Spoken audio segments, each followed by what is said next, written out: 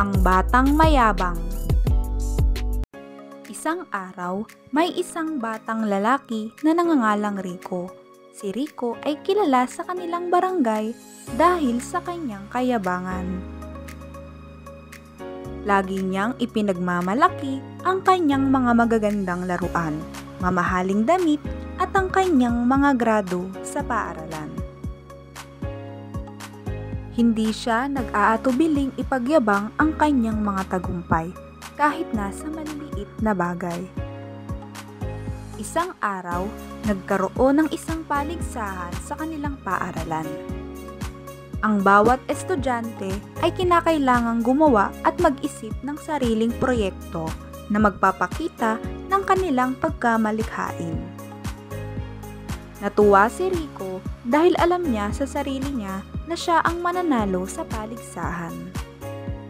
Sigurado ako na ako ang mananalo dahil sa aking galing at talino.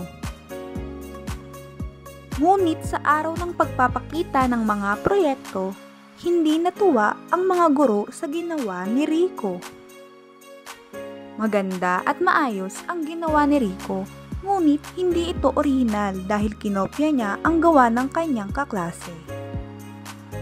Samantalang, ang ibang mga estudyante ay hindi man kasing ganda ng ginawa ni Rico, ngunit ito naman ay nagpapakita ng malasakit, pagpupursige at orihinalidad sa kanilang mga ginawang proyekto.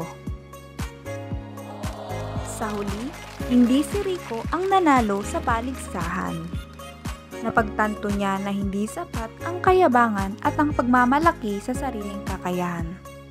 Kailangan din ng pagpupursige, malasakit at orihinalidad para magtagumpay.